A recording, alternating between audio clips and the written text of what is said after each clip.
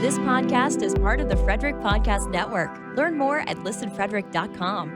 That's number one. You kind of reset your painful, tender to the touch. May also same shoulder length, and the other. Yeah. I mean, I was taking a course on from I just forgot his name, but he did a big long course on subluxation, just what subluxation is, the models of subluxation, and the data he shows is every subluxation in the spine has a sympathetic response in the body. Sympathetic being fight or flight. Every single misalignment has sympathetic. Now, sympathetics is exactly that half of that automatic nervous system that you're talking about, and the minute sympathetics go up is when you pupils dilate, blood leaves the face, the fingers, the toes, leaves digestive tract, immune system drops, and so does digestion. So people who are subluxated or in fight or flight chronically long term, they're the ones that have chronic sinus infections. They're the ones that have high blood pressure. They're the ones that have high cholesterol, like you just said. Well, cholesterol is the precursor to all those hormones that we need when we're under stress. Cortisol, estrogen, testosterone, progesterone, growth hormone, they're all steroids which need cholesterol. So the liver's going to produce more cholesterol. It needs it, and your body needs that cholesterol for your survival. I think, is it Dr. Chestnut that says your body will never do anything unless it's to increase your chances of survival? I taught human dissection for about 8 years, on and off. I would be guest lectured in to do a spinal laminectomy because I could do one of those things in 20 minutes. Wow. But I would pick, so all these doctors are surrounding me, and I'd ask them, I'd say, what's the connection between the hand and the eye? And they're all looking around saying, oh, shit, don't pick me. So I'd pick a guy with light colored eyes, and I grab his hand and I go, watch his pupils, 1, 2, 3, and I'd squeeze really hard, and the pupils dilate. Yeah. And so then you could see that the students around say, yeah. And I said, but what just happened to his liver? Oh, the glycogen's starting to be broken down to glucose. What happened to blood supply to his gut? Oh, that was shut down. What about blood supply to his arms? And everything that cascade from that stimulus. And then that changes the mindset that the body, those aren't pathogens or pathology. Those are the body responding intelligently. And so, one of the things I always struggle with is, I don't know if it's a struggle, but I get frustrated because I go out of my way to let our patients know the importance of that cervical curve.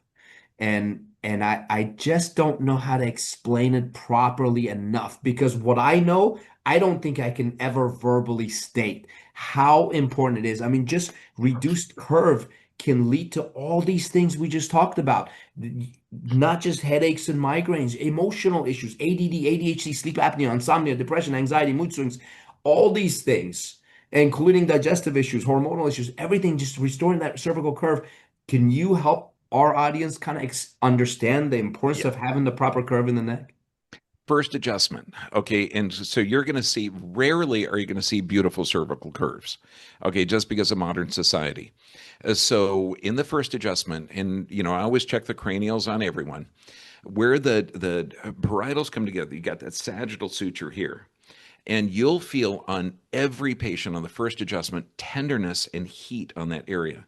Oh, you wow. get somebody with autism, it's going to be like a flaming mohawk. And I'll go in there and I'll press the center and I'll say, yes, this is tender, but it's not tender here and not tender here. So that sagittal suture, you've got the meninges that invaginate up through those. So you're looking at inflammation in the meninges, and that's increased intracranial pressure. So here's the patient, first adjustment. I show him it's tender there, not tender on the sides. Do you know that your brain burns 90% of the body's oxygen? And it does it by creating its own food called cerebral spinal fluid. Now, that fluid is supposed to go, produced in the brain, it's supposed to flow through this large hole called foramen magnum. And that's supposed to give nutrients to the spinal cord. And you have loss of curve. So that means pressure is building up, that intracranial pressure. Now, by tomorrow morning, this tenderness will be reduced about 80%. And it's all of a sudden, it's like, wow, because that brain is so hungry, 30% of the body's calories. The thing only weighs 2 pounds. And they understand now that tenderness, it was there, then it's gone. That's because we now have that flow of cerebrospinal fluid, and that brain under that pressure cannot function correctly. It can't adapt correctly. And that's the coolest thing, because when you start checking that sagittal suture, you're going to see it hot. Do a couple of cervical adjustments, give them a neck curve exercise. It's not hot. That means that cerebrospinal fluid's draining. Bam. I love that. I love What that. what are you seeing in practice as far as knowing, you made a comment about, our culture today. There are certain things, especially with increased technology and whatnot, and us being a little more sedentary than we were, even 50 years ago. What are you seeing as far as common structural issues that are leading to some of those nervous system challenges and the lack of adaptability? What are you seeing as far as common structural issues come through your clinics? Oh, this is totally cool. Okay, so the initial conversation in the consultation.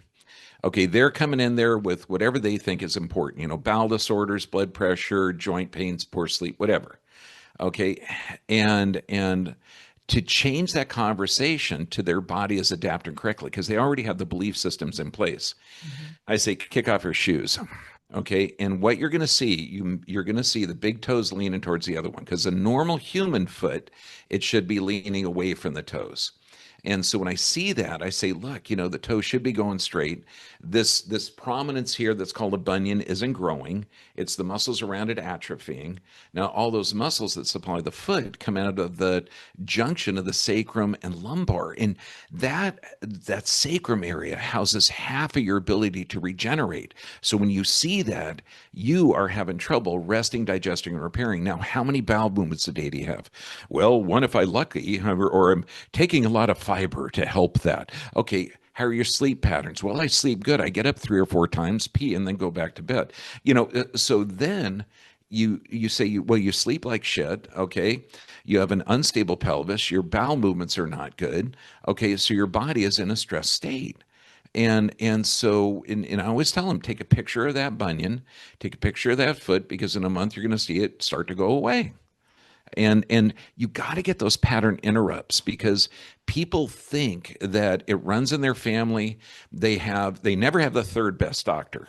They always have the best doctor who comes up with the best diagnosis, okay, which is foolish to begin with. Chiropractors never used to diagnose. Okay, you got 10 people with fibromyalgia. Do they have the same physical, chemical, or emotional stressors? No, they got the same label, so they can get the same drug therapy. But getting those pattern interrupts where people realize that their body is adapting, and to switch that conversation from the disease that they own to their body is adapting, that is one of the coolest tricks. I love that. We're going to practice that. I like it. I've been waiting to check my sagittal suture here, see if it's tender. Well, you get adjusted, brother. Okay, so I do. It's so weird. Yeah, I go in and check my wife, and I go, dear, it's so weird for me to check your sagittal suture and see it normal. But she gets adjusted. I got a table here at home. Yeah. Yeah. So technically you have 4 clinics. One at home. Yeah. That's Well, awesome. I know you guys had a couple other questions you wanted to ask Dr. Bergman. Yeah, look, as someone who's been like a strong voice for natural health, what has been some of the biggest challenges you've faced along the way? That's a good one. The ignorance of the medical world.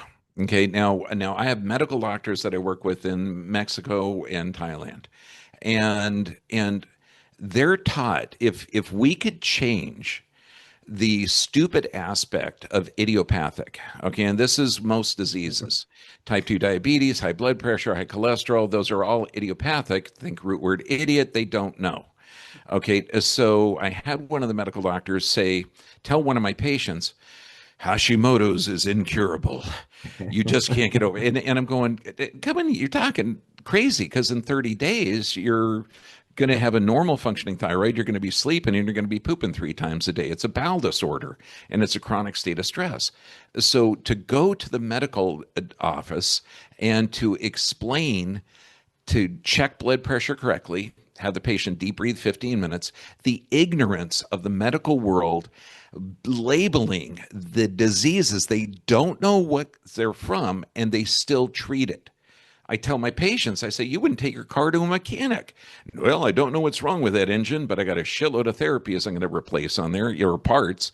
It's foolishness to have a healthcare professional not know what the heck the cause is, but is going to give you chemicals to alter your physiology to change that adaptive response. That is completely mind-blowing, and they are ignorant of their ignorance.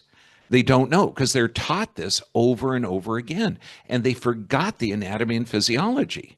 And this is why when you talk to them, when you talk to a medical professional, I forget the speaker, but I stole it from him a few years ago.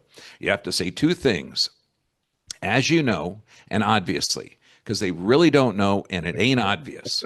So as you know, doctor, the body is self-regulating. So obviously, if the blood pressure is elevated, since the nervous system controls it, there has to be a sympathetic stimulus or some type of stress response. So as you know, doc, you can't give a beta blocker, which blocks the sympathetic supply to the heart, slowing oxygen down to the tissue.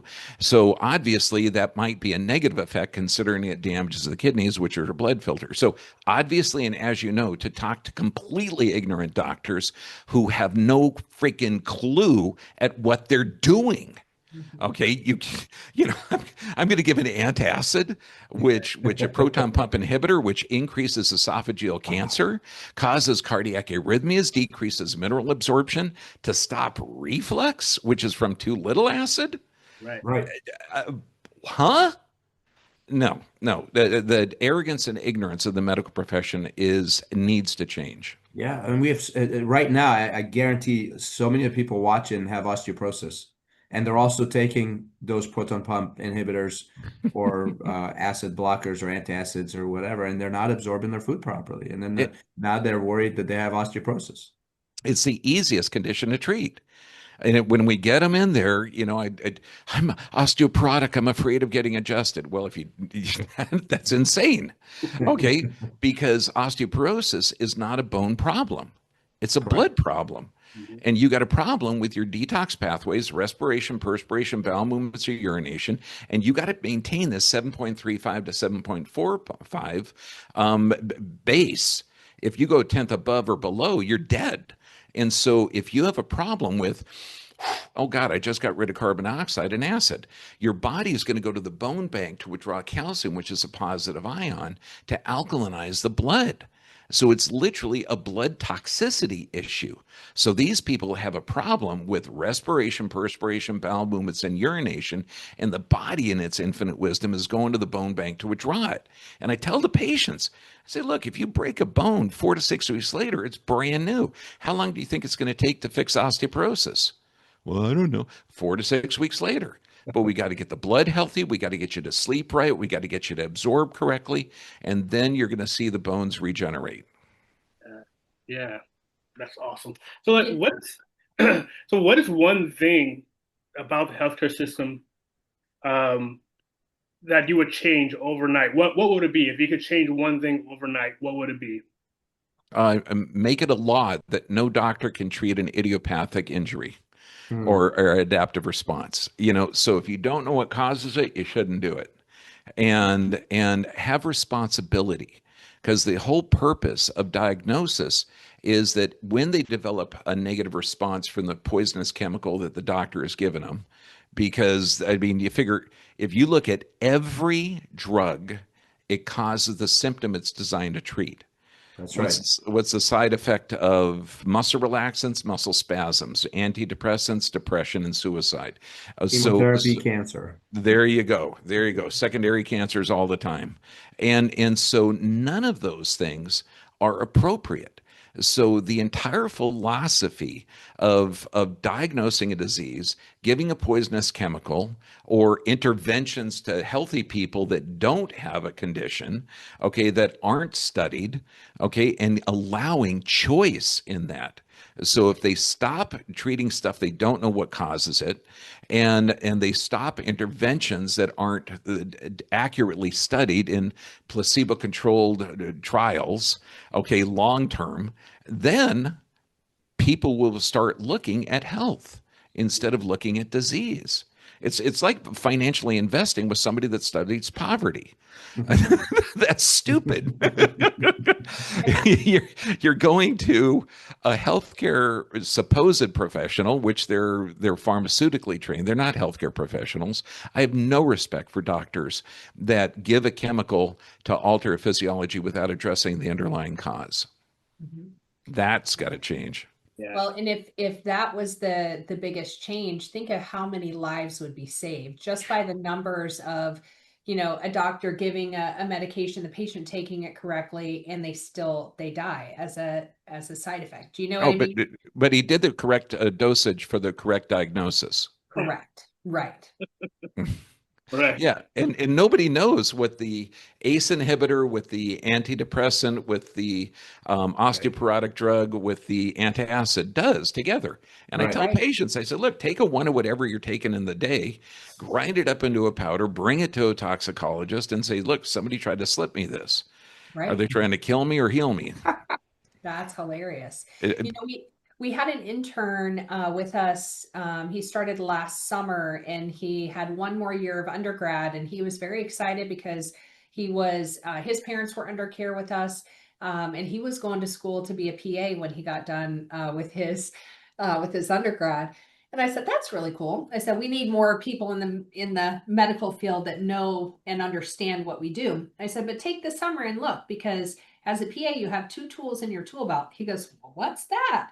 I said, "You have a prescription pad and a referral pad." Did So he change?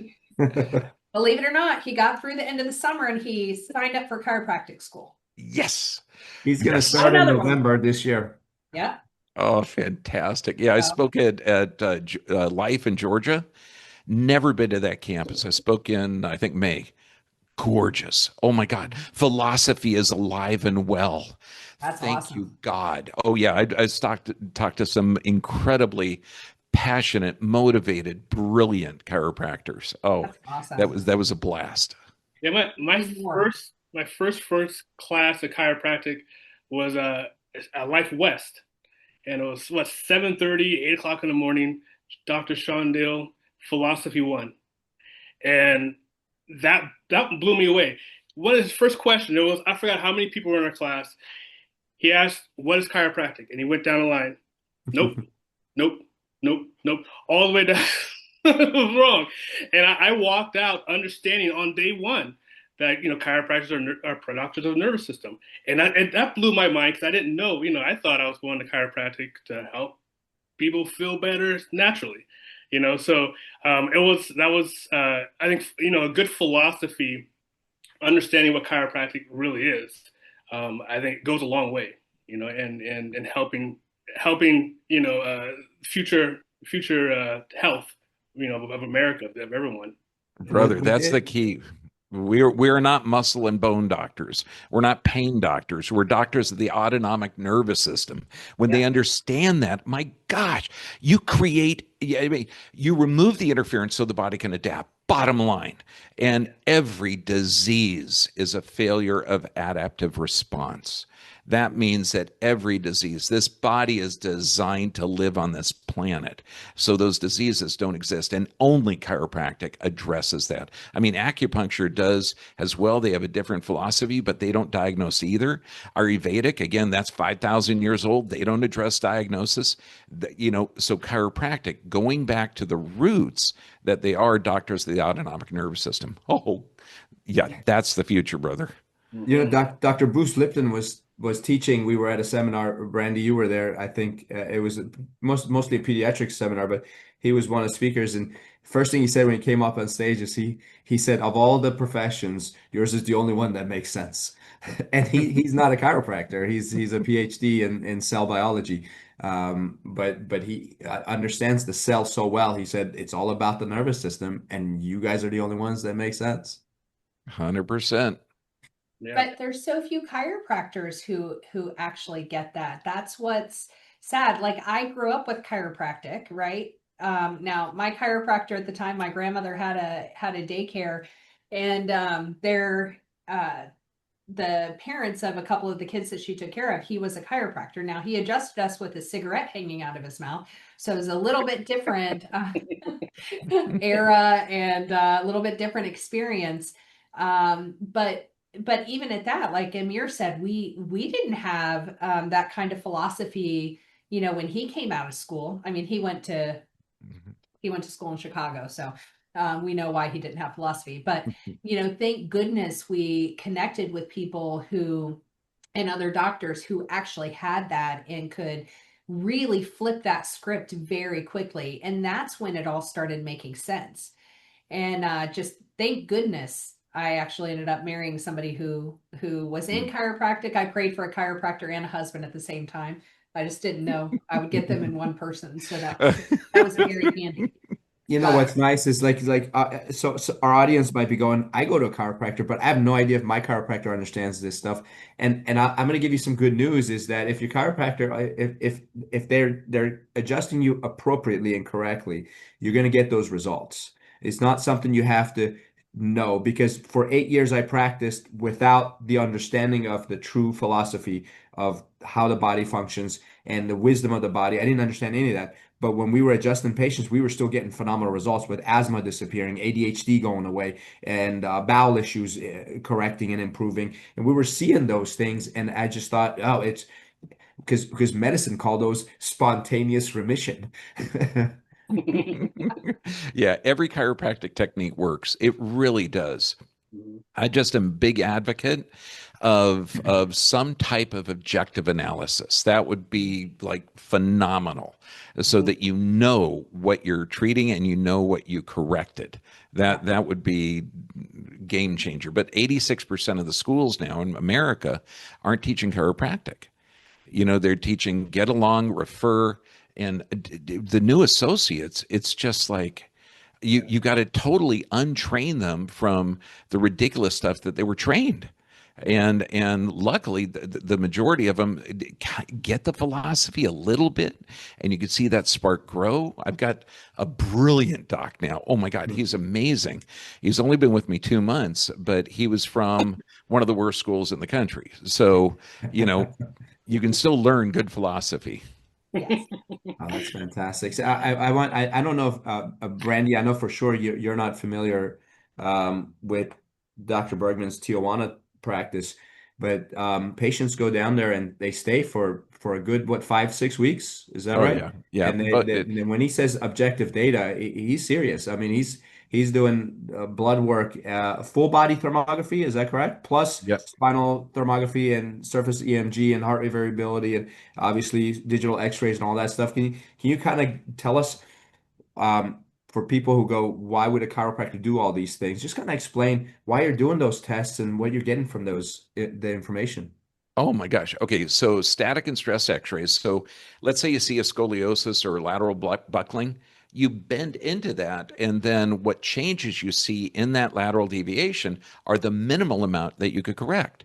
If you take a static view of the neck and see grade 3 arthritis, and you take a stress x-ray and you see the joints opening, then you can regenerate the joints. If the joints aren't moving, it's going to be really, really hard. So that gives you a baseline. Then the live blood cell analysis. Oh my gosh, you see so many stressors in that.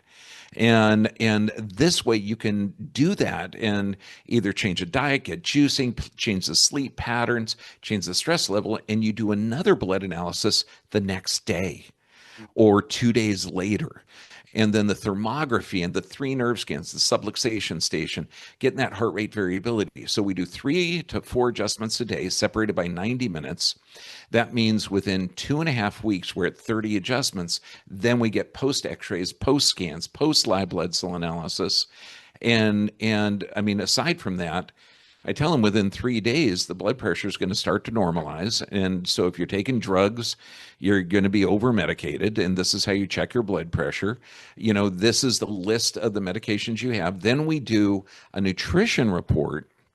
usually the second day, which is really not about nutrition. Nutrition's basic. You got a hunter-gatherer body, eat like a hunter-gatherer. You got 10,000 generations that preceded you, eat the same stuff your great-great-grandma would know. But we also teach them how to change their circadian rhythms by changing their sleep patterns and reprogram the emotional component. Because you master your emotions, you change your physiology. So everybody is focused in on the physical, chemical, and emotional stressors, literally from day one, day two. Love that. And I know it's so cool. So, Sean, make sure we put information on. I'm hoping some of our audience is right now thinking, I'm going to go spend 5 weeks down in Tijuana and get all of this and I improve want to my go health. to Tijuana. Yeah. Oh, it's a trip. I mean, just when you see it, and okay, so we do IVs, but are they good? Are they necessary? Do they work? Is this the right one? It's a total guess. So when you see like fibrin formation overlapping in the cells, okay, so you may think, either a chelation to get stuff out or nutrients to get stuff in. Beautiful. Do another live blood cell analysis the next day. See what's working. My sweetheart was on 20 years of antibiotics and steroids for ulcerative colitis. She had 9 different chelations. Why didn't she have 10? She didn't need it. Why did she have more than 5? She needed it. So, you guys are going to love it. I mean, you get the injection injuries that have been occurring the last few years. You get, it's just so cool. And cancer, oh my gosh, the body forms cancer. It's a natural occurrence in the body. Right. And so all you got to do is get the 4 detox pathways: respiration, perspiration, bowel movements, and urination. Get them to sleep correctly, detox their system. And we do blood markers that show, because like anytime you damage an organ, you get the enzymes from that organ floating around. So you can see these cancer, not really cancer markers, but that the organ systems are being negatively affected. And you can turn that around very, very quickly if caught in time. That's awesome. Did you always have the vision of this clinic? Because you're in a resort, right, in Tijuana? Well, kind of. It's at the Grand Hotel, and there's a golf course and stuff. I've never been to the golf course. Yeah. My wife's favorite restaurant in the world is across the street. Okay, so wow. So it's kind of a resort. We're in the floor of a hotel. Okay. But did you always have that vision of, hey, I want to bring these things together, and I want to be able to do all of those things in one place for our patients and have kind of a semi-inpatient type practice? Not at all.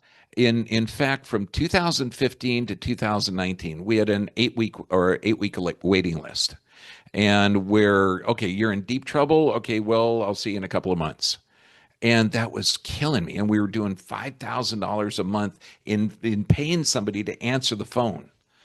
Okay, so my buddy down who runs American Biodental and American Holistic Care, he said, why don't we build a call center? And I thought, great. If I can't take care of them, at least maybe we can get, the metal detox out of their mouth or something. Building a call center, I'd recommend never doing it. So then, I thought, well, let's get a little clinic out there. And so setting up the clinic so my guys could go down there and work a couple of days. You have to, calibrate the equipment. You got to train the staff. You got to so we were training on all of this current staff that's there. And with this 14-year-old kid who was going in for pacemaker. And he was the son of one of the gals that cleans the office. So there is no way in the world he'd ever be able to get this kind of care. And sure enough, subluxation patterns at the sympathetic supply to the heart, loss of curve, history of ear infection, classic. Okay, well, within a week, his heart was functioning normally, no pacemaker. Yes. And that the light bulb came on over my head. There's a purpose for this. Okay, I'm doing this for a reason. If that's the only life we saved, then it was worth it. And so I'm not a big fan of traveling. I love the air travel, but I don't like being away from my home or farm or my sweetheart. Okay, but you have to. because this is the world is ignorant that their body is intelligent, that it can adapt. And the more people that I saw down there that I never would have seen up here. And then when they shut down international travel to America, some patients could make it to Mexico. So I thought, that's why God made me do that. Okay. So it's that's why next week I'm flying out to the clinic in Bangkok. And I'm only looking forward to the air travel. I work 12 hours a day, 5 days a week, and then I film on Sundays. So what's and we're running out of time, and I can't believe how fast time flew. And I want to respect your time. What is next for Dr. Bergman? I mean, we certainly want to we pray for your success regularly, and we know God's got big plans for you. I feel like you're just getting started. I mean, I kind of feel like this is the ground level, and you are going to go some incredible, amazing places, do some wonderful things. What do you think God's plan for you is next? Well, I got the design already. I was meditating and praying on it, and we're going to have in-house clinics in Mexico and Thailand, where they're going to be resort type places where you go, but we're going to have certain things. Now imagine, let's say you got somebody with hip degeneration, Parkinson's, or stroke, and they can't walk. What if we had a harness to support that body where we can put weights on their legs to get more proprioceptive stimulus to the brain, and where they can walk on an uneven surface so we can get more stimulus up to the brain? Then we can control their diet, nutrition, sleep patterns, everything. Then we can detox their system correctly. We can look, I mean, the thermography shows massive effects of dental toxicities, cavitations, root canals. It just completely turn their lives around in 2 to 4 weeks. And that's it can only be done on an in-house where I can control everything, but then teach them to have fun. Because so many times, what's your health goals? Just to get out of pain. I said, well, you're never going to get better. Okay, no, you got to have something fun to do. Do you want to go skateboarding or surfing or swimming or playing with your kid or something? Okay, and those in-house clinics are going to be, that's the epitome. That's the goal. And then to make those in every country. Yeah, I've got some patients from Libya now that are saying you got to come here, and I got some patients from Qatar that say you got to come here. So once we develop that model, then we can reproduce it. Well, that's wonderful. That's wonderful. Well, certainly we're here for you. If you need anything from us, we'd love to support you and help you with that. We'll certainly keep you in prayer that you are provided for and you have all the resources that you need. I'm so grateful that you joined us. I know how busy you are and how valuable your time is. So we are just incredibly grateful. Anything we can do for you, please let us know. Oh, God bless you. Thank you so much for this opportunity. I mean, this was fantastic. And hopefully a lot of chiropractors are going to get this data and the public. Yes. We hope so too. Very well. Well, on behalf of everybody at Real Health and Real Chiropractic YouTube channel, we thank you and God bless. And hopefully we'll run into each other again soon. Thank you. Take care. This podcast is part of the Frederick Podcast Network. Learn more at listenfrederick.com.